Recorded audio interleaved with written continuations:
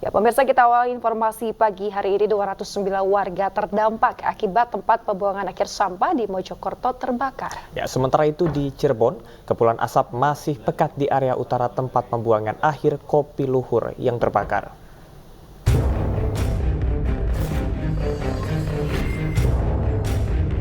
Tempat pembuangan sampah milik Dinas Lingkungan Hidup Pemkot Mojokerto di Kecamatan Magersari terbakar sejak 3 hari terakhir.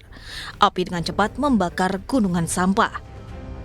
Kepulan asap berdampak pada 209 warga di sekitar TPA yang sebagian terpaksa mengungsi ke tempat aman. Posko kesehatan dan dapur umum pun didirikan untuk memenuhi kebutuhan warga yang terdampak kebakaran TPA. Sementara itu, kepulan asap masih pekat di area utara tempat pembuangan akhir Kopi Luhur, Kota Cirebon, Jawa Barat. Asap yang berasal dari gunungan sampah setinggi lebih dari 3 meter ini masih mengepul. Meski tidak terlihat api, namun di antara tumpukan sampah ini terindikasi masih adanya bara yang menimbulkan asap. Pada hari ketiga kebakaran TPA Kopi Luhur ini, petugas masih menyiagakan personel hingga alat berat dan kendaraan pemadam. Pada subuh tadi, sejumlah titik api di area utara TPA kembali muncul, namun segera diurai dengan ekskavator dan penyemprotan. Sementara aktivitas bongkar sampah di TPA terbesar di Kota Cirebon ini masih berjalan normal. Hilir mudik angkutan sampah melakukan bongkar muat di bagian selatan yang jauh dari titik api. Tim Liputan iNews melaporkan. Sementara petugas masih berupaya memadamkan api yang membakar savana di Bukit Teletabis Gunung Bromo, Probolinggo. Setidaknya 274 hektar lahan hangus terbakar, dampak acara sesi foto prewedding yang menggunakan flare.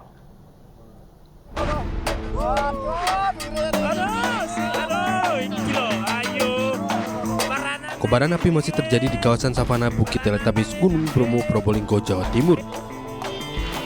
Bahkan kobaran api kini merembet di kawasan Gunung Watangan dan api masih terus membara.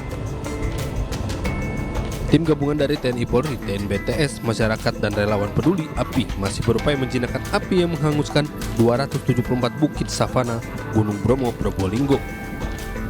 Petugas memadamkan api dengan sistem gebyok atau memukul dengan menggunakan ranting dan membentuk tim penjagaan di pos yang sudah ditentukan. Bila api masih terus meluas, petugas akan meminta bantuan helikopter dan BNPB untuk memadamkan api. BPBD itu rencana mau menurunkan heli, tapi ini sementara kami masih berusaha dengan manual ya? Iya, dengan TNI Polri, masyarakat, kemudian relawan. Konturnya Bromo ini kan bukit, terus tebing, sehingga ada beberapa titik yang memang kami kesulitan untuk mencegah, untuk menjalar ke samping kanan kiri atau ke bawah, apalagi yang ke atas. Nah, itu butuh memang tenaga yang istilahnya kekuatannya luar biasa. Sementara terkait dengan kebakaran itu, bakal calon legislatif DPR RI Partai Perindo, Christophorus Taufik, menyampaikan pendapatnya bahwa pelaku harus dijatuhi hukuman yang sesuai. Karena kebakaran ini berdampak pada banyak hal seperti dampak buruk pada lingkungan dan pendapatan bagi warga sekitar. Ya itu ya berhenti kan, tutup. Kawasannya kan tutup. Makanya tadi saya bilang ini keteledoran yang luar biasa itu. Bukan cuman kawasan wisatanya rusak, tapi pemasukan pendapatan orang-orang yang menggantungkan hidupnya juga terhenti. Gitu. Lalu yang ketiga kerusakan lingkungan sudah rusak. Hingga kini Polres Probolinggo sudah menetapkan 1 tersangka dalam musibah kebakaran ini, yakni manajer wedding organizer, dan memeriksa 5 orang lainnya dengan menetapkan ahli pidana terkait kasus kebakaran savana ini.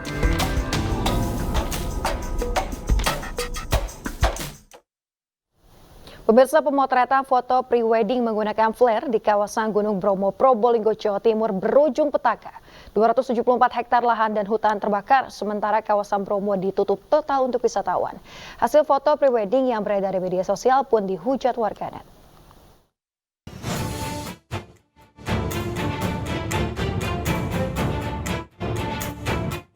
Jelang pernikahan, pasangan HP dan PMP justru dihadapkan masalah. Sesi pemotretan untuk foto prewedding atau pranikah menjadi bencana. Peristiwa bermula saat manajer wedding organizer bernama Andri menawarkan konsep foto menggunakan suar atau flare kepada calon pengantin. Kedua belah pihak pun sepakat menggelar pemotretan di Bukit Teletabis kawasan Gunung Bromo, Probolinggo, Jawa Timur. Setibanya di lokasi, meski melihat rumput savana tengah mengering dan mudah terbakar, Andri tetap melakukan aksinya untuk menyalakan flare. Akibatnya percikan api menyentuh rumput kering hingga membakar 274 hektar lahan dan hutan di Bromo. Dampaknya kawasan Bromo yang indah dan asri menjadi rusak. Tak hanya itu, Bromo harus ditutup total untuk wisatawan selama beberapa waktu. Sementara itu, hasil foto prewedding yang beredar di media sosial dihujat warganet. Ada yang menilai hasil foto tidak estetik dan biasa-biasa saja, namun malah merusak alam. Atas kelalaian ini, polisi menetapkan Andri, sang manajer WO, sebagai tersangka dan terancam hukuman 5 tahun penjara. Sementara 3 kru WO lainnya dan sepasang pengantin berstatus saksi. Dari Probolinggo, Jawa Timur, Hana Purwadi, iNews melaporkan. Diduga jalan tidak rata serta tidak mampu menguasai kemudi, sebuah odong-odong berpenumpang ibu dan anak di Sidoarjo, Jawa Timur terjun ke sungai. 5 orang mengalami luka sedangkan 10 orang lainnya mengalami syok akibat kejadian tersebut.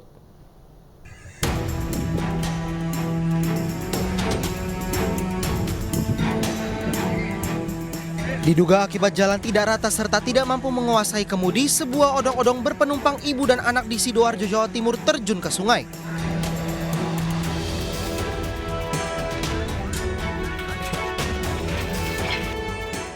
Lima orang mengalami luka sedangkan 10 orang lainnya mengalami syok akibat kejadian itu. 5 orang yang mengalami luka langsung dibawa ke Rumah Sakit Islam Jemur Sari, Surabaya. Sementara tim penyelamat dari Dinas Pemadam Kebakaran dan Penyelamatan Kota Surabaya yang tiba di lokasi langsung mengevakuasi 1 unit sepeda motor beroda 3 yang dimodifikasi sebagai odong-odong dari Sungai Gunung Anyar, Kecamatan Warup, Kabupaten Sidoarjo. Dugaan sementara yaitu setelah kami lakukan interogasi terhadap pengemudi saksi sekitar, pada saat itu odong-odong ini berpapasan dengan 1 unit truk yang dari arah timur ke barat, odong-odong dari arah barat ke timur wilayah Polsek Warup. Di situ dia ternyata ada aspal yang tidak rata sehingga mengakibatkan odong-odong itu oleng saat berselipan dengan 1 unit truk tersebut dan tidak menguasai keseimbangan yang pada akhirnya mengakibatkan kecebur di sungai. Kasus kecelakaan odong-odong itu saat ini ditangani Satlantas Polsek Warup, Polresta Sidoarjo. Dari Surabaya, Jawa Timur, Yuda Prawira, iNews melaporkan. Pemirsa, seorang warga negara Rusia jadi tersangka setelah videonya yang tengah menganiaya warga Bali viral di media sosial. Sebelumnya kasus sudah dilaporkan sejak Juni lalu. Karena minimnya informasi, polisi belum bisa mengamankan pelaku.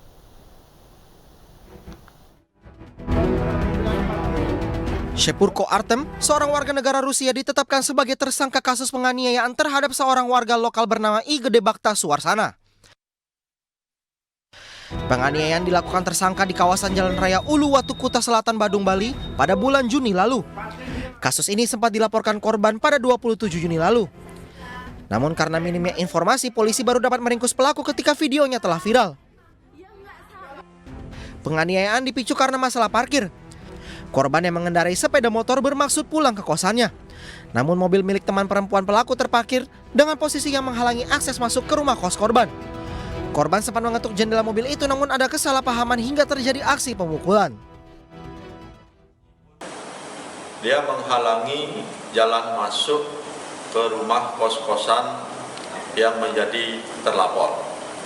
Nah, kemudian dari terlapor menegur dan kebetulan terlapor berboncengan dengan calon istrinya mengetuk pintu mobil tersebut agar supaya kendaraan itu digeser, tidak di warga negara asing ini mendatangi lapor, kemudian terjadilah cekcok. Tersangka dijerat dengan pasal 351 ayat 1 tentang penganiayaan dan terancam hukuman 2 tahun 8 bulan penjara. Dari Badung, Bali, Indira Ari, iNews melaporkan.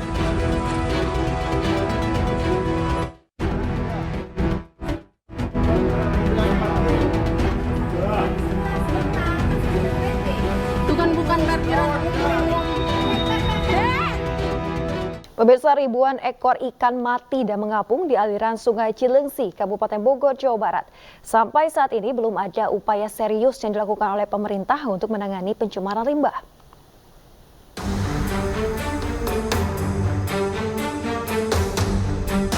Seperti inilah dampak pencemaran limbah yang terjadi di aliran Sungai Cilengsi, Bogor, Jawa Barat. Ribuan ekor ikan mati dan mengapung di tepi sungai yang berbuih dan menghitam serta berbau busuk. Aliran Sungai Cilengsi ini berdampak langsung pada hulu kali Bekasi. Kondisi kritis Sungai Cilengsi ini tidak pernah ditanggapi serius oleh pemerintah dan aparat penegak hukum, sehingga pencemaran yang diduga berasal dari limbah industri ini semakin parah. Kentalnya itu hitamnya kental ya, kental, baunya dua macam, kadang-kadang bau menyengat, kadang-kadang bau busuk seperti tinja. Dan juga ikan pada mati semuanya, termasuk ikan sapu-sapu, ikan yang paling bandel sedunia, ya, pada mati di Sungai Cilengsi. Dan dari kemarin sore sampai hari ini. Sementara itu Bupati Bogor Iwan Setiawan mengklaim pihaknya telah menindak beberapa perusahaan yang diduga mencemari sungai. Ya makanya tindak lanjutnya Kak, kemarin untuk dari DH itu yang memang terindikasi pelanggaran atau pelanggaran lingkungan ya, kita ada beberapa yang sudah ditutup ya, ditutup perusahaannya untuk diperbaiki bagaimana pembuangan limbahnya, dan lebih teknis mungkin nanti saya akan minta laporan dari Kadis DLH yang sudah turun ke lapangan. Pencemaran limbah di Sungai Cilengsi ini terus terjadi, namun penanganannya tidak pernah tuntas hingga membuat aliran sungai merusak ekosistem di dalamnya. Dari Bogor, Jawa Barat, Cahyat Supriyatna, iNews melaporkan. Pemirsa, dampak musim kemarau terus dirasakan di sejumlah daerah di tanah air. Di Banjarnegara, Jawa Tengah, demi mendapatkan air bersih, warga harus naik turun bukit untuk mencari mata air.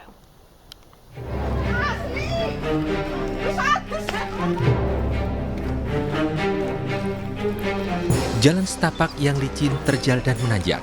Inilah jalur yang harus ditempuh warga desa Jelatunda dan kebutuh demi mendapatkan air bersih dari sumber mata air.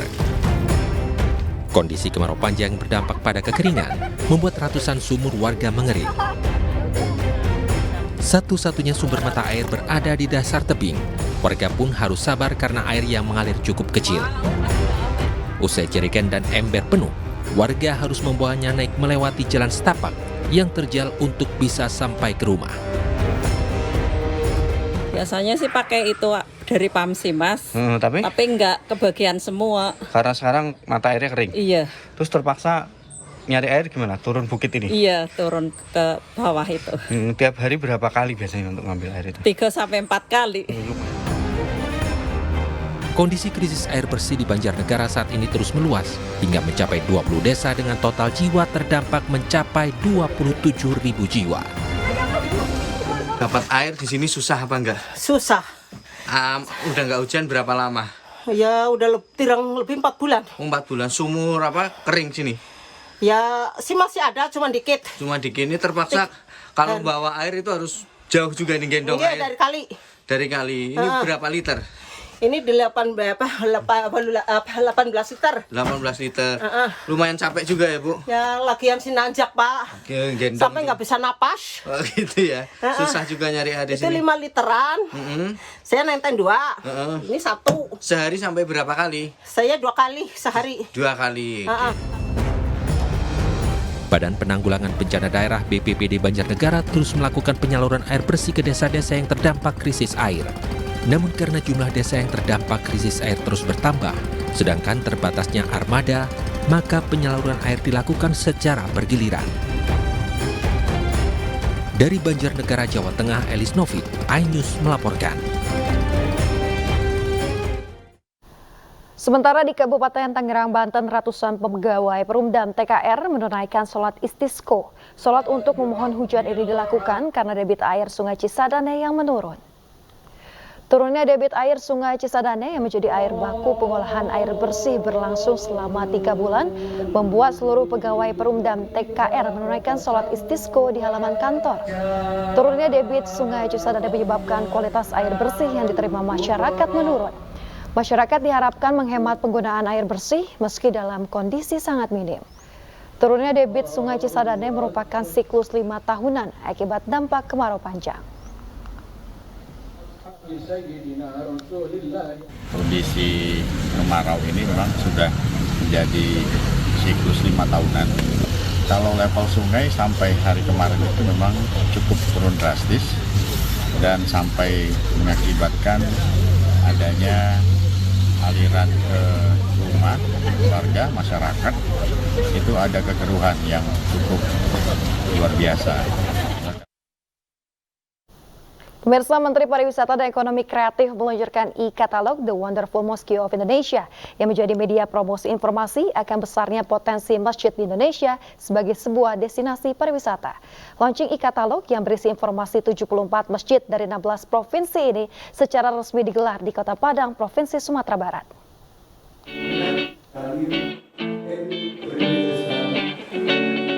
Sandiaga Uno resmi meluncurkan e-katalog The Wonderful Mosque of Indonesia atau katalog elektrik masjid terindah di Indonesia di Padang, Sumatera Barat.